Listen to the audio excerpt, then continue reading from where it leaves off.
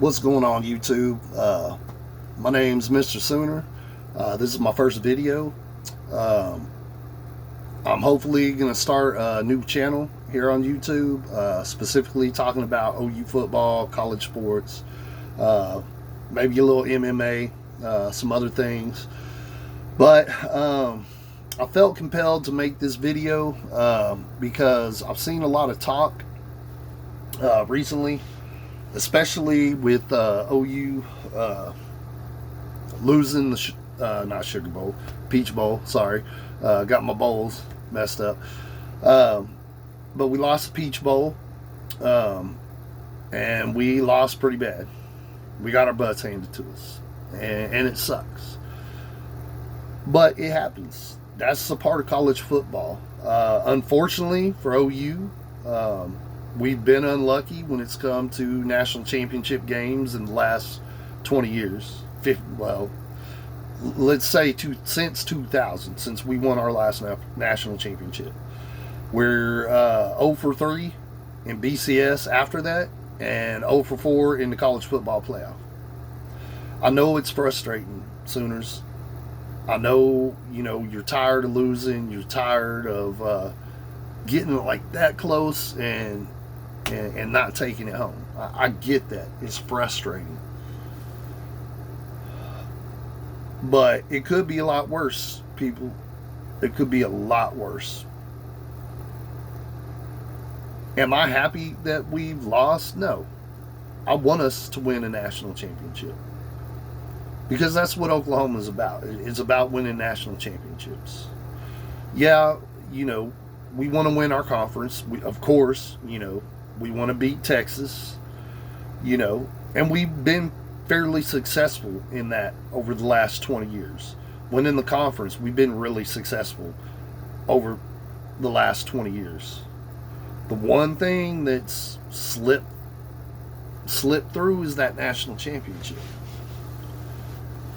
I think we're on the precipice of winning another national championship. We need a few things here, a few things there, to get us to that next level.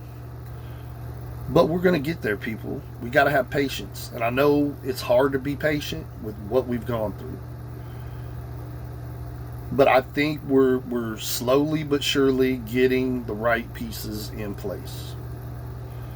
We've got an amazing quarterback in Spencer Rattler coming in next year. That's dynamic. He's like Kyler Murray from what I've seen of him. The little I've seen him on the field and the spring game and everything. He's like Kyler Murray and Baker Mayfield rolled into one. He's got that speed, that toughness. He's got a hell of an arm. He's going to be an amazing quarterback. But people, this, for a lot of people, this was a rebuilding year. Some people, believe, well, we're just going to continue marching on down the Lincoln Riley train. It is what it is, people. We basically started an all-new offensive line. All new, except for Creed Humphrey, our center. He was and is the rock of that offensive line. I mean, if you don't have a good center, don't have good play at center, it's going to be bad. He was our foundation. But outside of that, we're starting new players. Very little playing time, if any. We brought in Jalen Hurts, who was an amazing quarterback at Alabama, but had his flaws. I know this is going to hurt people's feelings, but, there's a reason why he got benched at Alabama. There's a reason why Nick Saban put Tua Tagovailoa in over Jalen Hurts. Jalen Hurts had his deficiencies. And we were all excited because, look, we got Alabama transfer quarterback. He's going to come in and win us a national championship. But at the end of the day, he was a great quarterback, but his flaws started showing. I think his biggest biggest flaw that I saw from him throughout the season was his ball handling. Could Jalen Hurts run? Of course. Could Jalen Hurts prove that he could pass? Yes. He was a good passer. He was an efficient passer. He was a good runner. The problem with Jalen is he couldn't hold on to the ball. He fumbled at some of the worst inopportune times. He threw some of the worst interceptions. And it cost us games. Or came close to costing us games. Plus, he was a totally different offensive player. He wasn't Baker Mayfield. He wasn't Kyler Murray. Baker Mayfield was I call him the Houdini of quarterbacks. He was the run around the field, escape, make you miss long enough to get the ball down the field. Where Kyler Murray, a little bit the same, but more of the speed. He would get the ball and he's gone. If he gets in front of you or you get behind him, you ain't catching Kyler Murray. It ain't happening. We saw it in too many games last season, where he broke him open and you ain't getting him. Jalen Hurts wasn't that type of player. He was more of a traditional SEC, he's big body, strong, could run, but he wasn't, what we're accustomed to in the Big 12, especially at OU. But for what he did for us was amazing. I mean, he beat Texas. He got us to the Big 12 championship, won us a Big 12 championship, got us to the playoffs. With all that being said, what he did was amazing. What our offensive line did was amazing, considering it was basically an all-new offensive line. The big thing coming into this season and the past few seasons was our defense. Let's be honest. Our defense has been a train wreck. I mean, you don't finish, damn near at the bottom in the NCAA on defense if you're not a train wreck, if you don't have holes and deficiencies. And we went from, I'm not mistaken, we were 126th. This year, the end of this season, we finished number 25 in the nation in total defense. That's a marked and vast improvement, considering where we were. Now, it didn't show on the field, especially when we played LSU, but look at LSU, people. Let's take off our crimson-colored glasses. Let's take off our OU hats and our OU jerseys and just admit we got beat by a better team. And I love Lincoln Riley to death, but we got beat by a better coach team. What Ed Orgeron has done at LSU is amazing. Now, people say, the talent level. The talent level is different. It's we don't have the talent in the Big 12 that they do in the SEC, and there's some truth to that.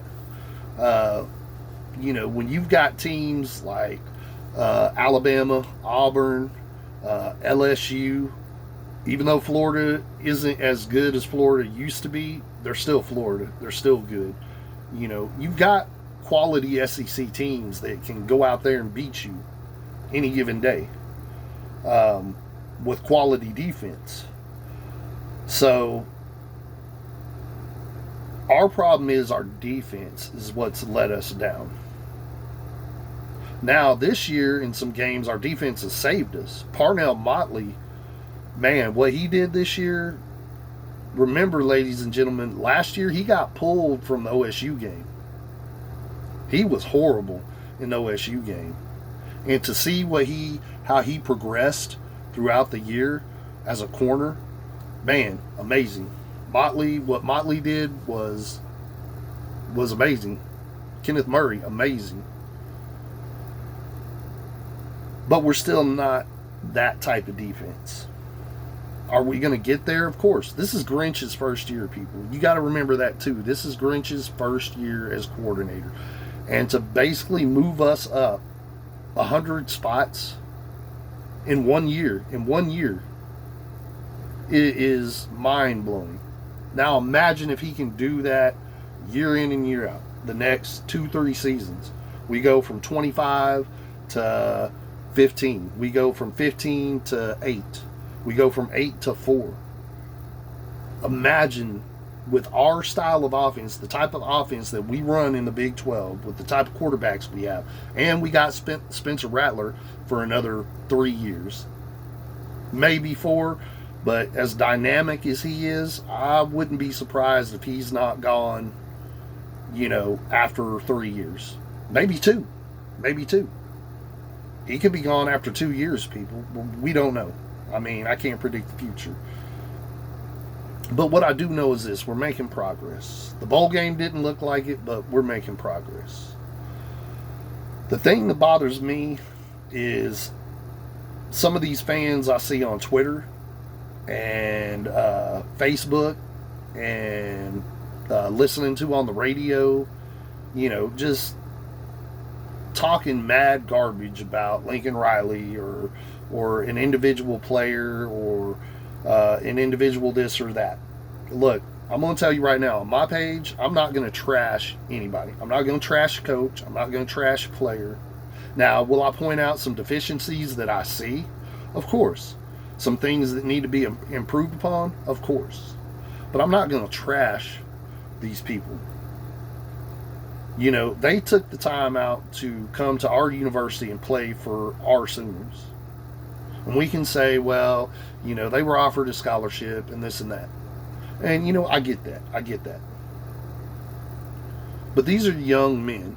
They're making a life-changing decision. They want to play football. They want to play at OU. They want to play at the Alabamas, the Auburns, the Floridas, the USCs, the Michigans of the world. We got to be understanding of that fact, people. We can't, sit here in our little echo chambers and be armchair quarterbacks every Saturday and say, well, this is what I would have done. This is what, they know what to do.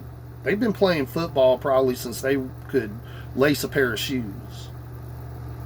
But it's about building. You got to build a program. A program isn't going to just, bam, there you go. I mean, perfect example. Look at Dabo Swinney. If I'm not mistaken, it took Dabo Swinney 7 years before he won his first national championship. How long has Lincoln been with OU? 3 years now. And look what he's done. Look, it's amazing what Lincoln's done in 3 years. He's had 2 number 1 draft picks come out of OU. He's had 2 Heisman Trophy winners come out of OU. Both of those back to back.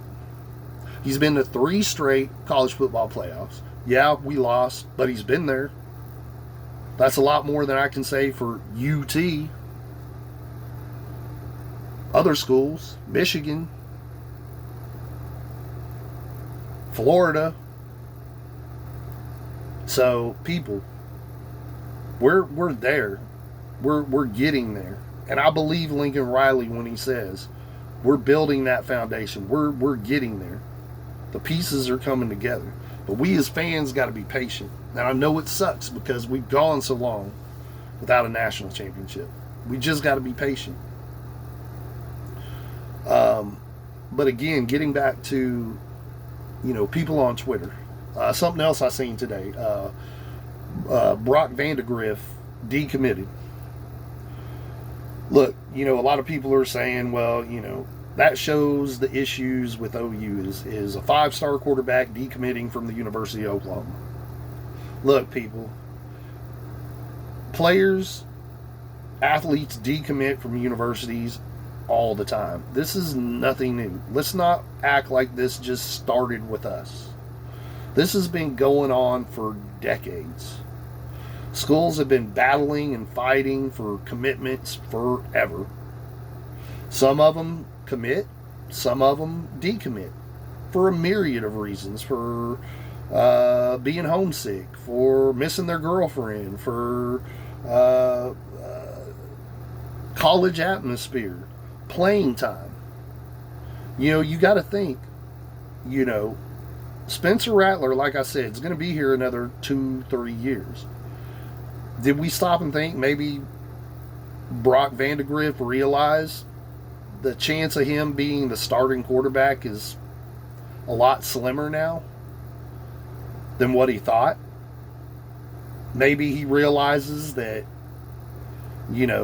Lincoln's learned his lesson and, he's going to stay with the best player. And I'm not saying learned his lesson in the sense of he's picked the wrong players to be quarterback, but maybe he's realizing that this transfer portal, bringing quarterbacks, shuffling them in every year, isn't. We need a quarterback. Look, we need a quarterback that's going to be the quarterback for 1, 2, 3 years. Now, Baker, he was at OU for 3 years.